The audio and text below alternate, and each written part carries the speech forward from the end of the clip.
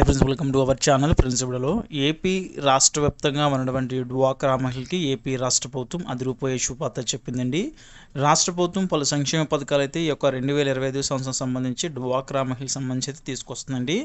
అయితే డ్వాక్రా మహిళలు ఏ పథకాలకి అప్లై చేసుకోవచ్చు, అప్లై చేసుకున్న వెంటనే వీరి ఖాతాలో ఏ పథకాల ద్వారా డబ్బులు పడతాయి, అదేవిధంగా వీటికి సంబంధించి ఏ పథకాలు ముందుగా తీసుకొస్తున్నారు అనేది చెప్తాను. అదేవిధంగా ఏ విధంగా అప్లై చేసుకోవాలి, అప్లై చేసుకోవడానికి కావాల్సినటువంటి డాక్యుమెంట్స్ ఏంటని కూడా చెప్తాను.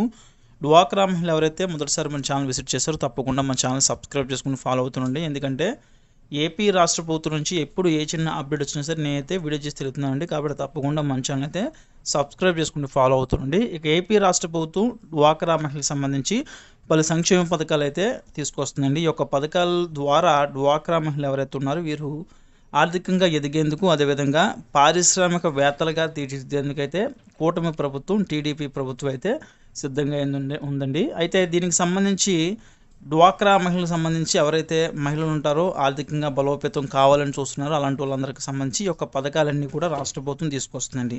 ఇందులో ప్రధానంగా చూసుకుంటే కనుక డ్వాక్రా మహిళలకి కేటగిరీ బట్టి అయితే లోన్స్ అయితే ఇస్తున్నారండి. అదేవిధంగా ఉచితంగా కుట్టు మిషన్లు అయితే పంపిణీ చేస్తున్నారండి. అదేవిధంగా డ్వాక్రా గ్రూపుల నుంచి వీరికైతే 10 లక్షల వరకు కూడా లోన్స్ ఇప్పించి దానిపైన ఇంట్రెస్ట్ ఎంత అయితే ఉంటుందో ఆ యొక్క ఇంట్రెస్ట్ మొత్తం కూడా కడుతున్నారండి. దీంతోపాటే P4 పథకాన్ని అయితే తీసుకొస్తున్నారండి. P4 పథకం ద్వారా పేద బడుగు బలహీన వర్గాలు, నిరుపేదలు ఉంటారో అంటే వారికి బ్యాంక్ అకౌంట్ కూడా లేకుండా, ఎవరైతే అక్షరాస్యత శాతం లేకుండా, ఎవరైతే నిరుపేదలు బాగా పూర్ పీపుల్స్ ఉంటారో అలాంటి వాళ్ళందరూ కూడా మీడియంగా అంటే సంపన్నుల చేత సాయం చేయించుకుంటారండి. ఈ యొక్క P4 పథకం ద్వారా వీరందరికీ కూడా ఇల్లు లేకపోతే ఇల్లు ఇస్తారు. అదేవిధంగా కుళాయి కనెక్షన్ లేకపోతే కుళాయి కనెక్షన్ ఇస్తారు. కరెంట్ కనెక్షన్ లేకపోతే కరెంట్ కనెక్షన్ అయితే వేయించారండి. అదేవిధంగా గ్యాస్ లేకపోతే గ్యాస్ కనెక్షన్ కూడా కొంటారండి. ఈ విధంగా వాళ్ళని ఆర్థికంగా ఈ యొక్క P4 పథకం ద్వారా ఆదుకుంటారండి. పేద బడుగు బలహీన వర్గాలు, అదేవిధంగా బిలో పవర్టీ లైన్లో ఉన్న ఎవరైతే మహిళలు, డ్వాక్రా మహిళలు ఎవరైతే ఉన్నారో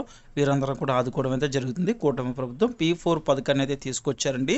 పబ్లిక్ టు ప్రైవేట్ పర్సన్స్ ఈ యొక్క పథకం పేరు. అయితే ఈ యొక్క P4 పథకం ద్వారా కొంతమంది అయితే ఎలిజిబిలిటీ అయితే అయ్యి ఉన్నారండి ఈ యొక్క 2025 సంవత్సరం సంబంధించి. అయితే వీరందరికీ కూడా సాయం అందిన తర్వాత మిగతా వారిని కూడా ఇందులో చేర్చుకోవడం అయితే జరుగుతుందండి ఈ యొక్క P4 పథకం ద్వారా. తర్వాత వారికి కూడా లబ్ధి అయితే చేకూరబోతుంది.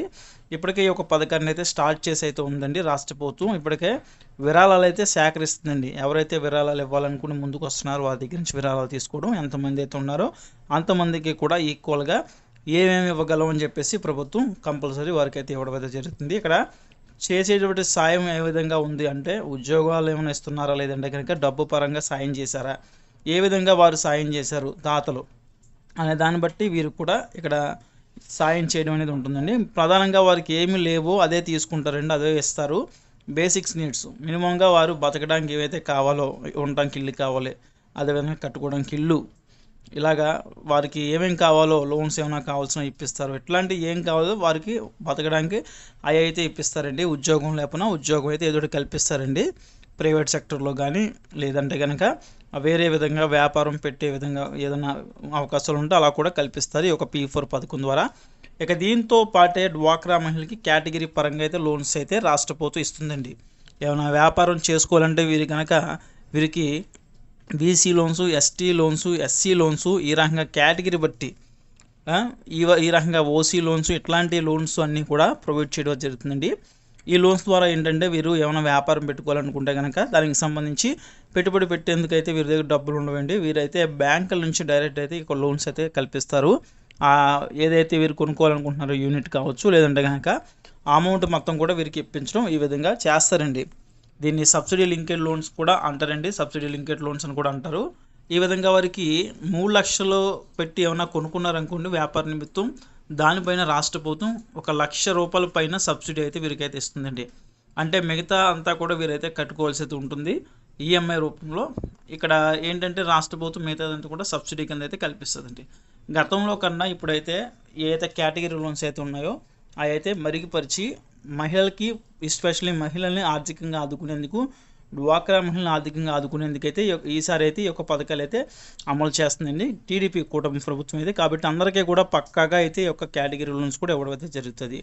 ఇది విధంగానే డ్వాక్రా మహిళలకు 0 వడ్డీ పథకం ద్వారా కూడా ఈ యొక్క 2025 సంవత్సరం సంబంధించి ఇంట్రెస్ట్ డబ్బులు అయితే వేస్తున్నారండి. అంటే ఇక్కడ 10 లక్షల వరకు కూడా ఒక డ్వాక్రా గ్రూప్లో ఉన్నటువంటి సభ్యులు ఎవరైతే ఉన్నారో లోన్స్ తీసుకొచ్చండి. 10 లక్షలు తీసుకున్న తర్వాత మనిషికి ₹1,00,000 చొప్పున అయితే వస్తుందండి. దాన్ని డివైడ్ చేసుకుంటే కనుక మనిషికి 1,00,000 వస్తుంది. ఆ ₹1,00,000 పైన బ్యాంకులు ఎంతైతే ఇంట్రెస్ట్ వేస్తాయో ఆ యొక్క ఇంట్రెస్ట్ మొత్తాన్ని కూడా రాష్ట్ర ప్రభుత్వం 0 వడ్డీ పథకం ద్వారా కట్టడం అయితే జరుగుతుందండి. ఈ రకంగా వీరికైతే బెనిఫిట్ అయితే ఉంటుందండి ఈ యొక్క 0 వడ్డీ పథకం ద్వారా. ఈ యొక్క 0 వడ్డీ పథకం అనేది ఈ యొక్క 2025 సంవత్సరం సంబంధించి ఒక ఇన్స్టాల్మెంట్ కానీ లేదంటే కనుక 2 ఇన్స్టాల్మెంట్లో కానీ ఒకేసారి ఖాతాలకైతే డబ్బులు వేయడం అయితే జరుగుతుందండి. ఈ రకంగా వీరికైతే బెనిఫిట్ అయితే ఉంటుంది. ఇంకా దీని తర్వాత వీరికి సబ్సిడీ లింకెడ్ లోన్స్ చెప్పాను కదండి. దీని తర్వాత ఉన్నత పథకం ద్వారా లోన్స్ ఇస్తారు, శ్రీనిధి పథకం ద్వారా లోన్స్ ఇస్తారు. వీరికి 0% నుంచి 5% వరకు కూడా ₹1,00,000 నుంచి 3,00,000 వరకు కూడా వీరికైతే లోన్స్ అయితే ఇవ్వడం అయితే జరుగుతుందండి. చదువుకు కావచ్చు, పెళ్ళికి కావచ్చు, వీరు ఏ విధంగా డబ్బులు అడుగుతున్నారు, ఆర్థికంగా ఎదిగేందుకు కావచ్చు, వ్యాపార నిమిత్తం కావచ్చు, ఈ రకంగా బ్యాంకుల నుంచి కూడా లోన్స్ అయితే ఇవ్వాలని ఇప్పటికే రాష్ట్ర ప్రభుత్వం అందరికీ కూడా సూచించిందండి. ఆర్థికంగా డ్వాక్రా మహిళలను ఆదుకోవాలండి. ఇక రాష్ట్ర ప్రభుత్వం కూడా కొన్ని సంక్షేమ పథకాలు అయితే తీసుకొస్తుందండి. చాలా మంచి పథకాలు అండి ఇవి. ఫర్ ఎగ్జాంపుల్ చూసుకుంటే కనుక ఆడబిడ్డ నిధి పథకాన్ని అయితే రాష్ట్ర ప్రభుత్వం తీసుకొస్తుందండి. ఆడబిడ్డ నిధి పథకంలో చూసుకుంటే కనుక ఎవరైతే 18 సంవత్సరాల నుంచి 59 సంవత్సరాల ఏజ్ ఉన్నటువంటి మహిళలు ఉంటారో వీరికి సంబంధించి ప్రతి నెల కూడా ఖాతాలు అయితే 1,500 అయితే వేస్తామని చెప్తున్నారండి. ఈ విధంగా సంవత్సరానికి వీరు దగ్గరగా 18,000 పొందుతారు. 5 సంవత్సరాలకు గాను దగ్గరగా 90,000 అయితే పొందొచ్చండి. ఈ రకంగా ఒక ఎలిజిబిలిటీ అయిన లబ్ధిదారులు ఎవరైతే ఉంటారో ఈ యొక్క ఆడబిడ్డ నిధి పథకానికి సంబంధించి వారికి అయితే డబ్బులు అయితే వస్తాయండి. ఇక ఈ యొక్క పథకం అనేది రాష్ట్ర ప్రభుత్వం త్వరలో అయితే తీసుకొస్తామని చెప్పారు. ఏంటంటే దీనికన్నా ముందు తల్లికి వందనం పథకం అయితే రాష్ట్ర ప్రభుత్వం తీసుకొస్తుందండి. దీంట్లో ఎవరైతే విద్యార్థులు ఉంటారో 1వ తరగతి నుంచి ఇంటర్మీడియట్ సెకండ్ ఇయర్ దాకా చదువుతున్న విద్యార్థులు ఎవరైతే ఉంటారో వీరికి సంబంధించి ఎస్సీ, ఎస్టీ, బీసీ మైనారిటీలు ఎవరైతే ఉంటారో వీరందరికి సంబంధించి కూడా ఈ యొక్క పథకం అయితే ఇవ్వడం అయితే జరుగుతుంది. అదేవిధంగా ఈ యొక్క పథకం ద్వారా గరిష్టంగా ఇంట్లో 2 చదువుతున్నా 3 చదువుతున్నా కూడా ఈ యొక్క పథకం ద్వారా డబ్బులు అయితే వారి ఖాతాలకైతే జమ చేస్తారండి. అది కూడా జూన్ 15 అయితే ఖాతాలకైతే డబ్బులు అయితే వేయబోతున్నారు. అంటే ఈ మే నెల ఎండింగ్ నుంచి అయితే అప్లికేషన్ ప్రాసెస్ అయితే స్టార్ట్ కాబోతుందండి. ఇక స్కూల్స్లోని ప్రైమరీగా ప్రాసెసింగ్ అయితే జరుగుతుందండి. వెరిఫికేషన్ అయితే చేసుకుంటారు, రిజిస్ట్రేషన్ అనేది. ఇక సెకండరీగా తంపు అయితే వేయించుకుంటారు గ్రామ వార్డు సచివాలయాల నుంచి. దాని తర్వాత మీరు డాక్యుమెంట్స్ సబ్మిట్ చేసిన తర్వాత వెరిఫై చేసి మీకు ఎలిజిబిలిటీ ఉంటే కనుక తప్పకుండా ఈ యొక్క తల్లికి వందనం పథకం ద్వారా డబ్బులు అయితే ఎవరైతే విద్యార్థుల తల్లిదండ్రులు ఉంటారో వారి ఖాతాలు అయితే రాష్ట్ర ప్రభుత్వం వేయడం అయితే జరుగుతుందండి. ఇక తల్లికి వందనం పథకం అప్లై చేసుకోవడానికి ప్రధానంగా చూసుకుంటే కనుక విద్యార్థి యొక్క ఆధార్ కార్డు అనేది ఉండాలండి. దీంతోపాటే వారి యొక్క క్యాస్ట్ ఇన్కమ్ డేటా సర్టిఫికేట్ అనేది కూడా రెడీ చేయండి. ఇక 1 నుంచి 5వ తరగతి దాకా చదువుతుంటారో ఎవరైతే చదువుతుంటారో విద్యార్థులు వారికి సంబంధించి అవసరం లేదండి. ఆ పై నుంచి 10th ఆ పై నుంచి కూడా చదువుతున్న వాళ్ళు ఎవరైతే ఉంటారో వారికి సంబంధించి caste income data birth certificate కూడా అప్లై చేసుకుని రెడీగా పెట్టుకోండి. ఇక దీని తర్వాత చూసుకుంటే విద్యార్థికి సంబంధించి పాస్పోర్ట్ సైజ్ ఫొటోస్ అయితే కావాలండి. ఇక అదేవిధంగా తల్లిదండ్రులకు సంబంధించి బ్యాంక్ అకౌంట్ అనేది ప్రాపర్గా అయితే ఉండాలండి. ఇక్కడ ఎవరైతే మహిళలు ఇస్తారో మహిళలైనా పర్లేదు, ఇక పురుషులు ఇస్తారో పురుషులైనా పర్లేదు, ప్రాపర్గా అయితే వారి యొక్క బ్యాంక్ అకౌంట్ ఉండాలి. వారి యొక్క ఆధార్ కార్డు అనేది దానికి లింక్ అయితే అయ్యి ఉండాలండి. దాని ఎన్పిసి లింక్ అంటారు, అదైతే కంప్లీట్ అయితే చేసుకోండి. ఈ రకంగా ఏంటంటే మీకు సంబంధించి ఆధార్ కార్డ్స్ అయితే ఉండాలండి, మీకు సంబంధించి caste income data birth certificates అయితే ఉండాలండి.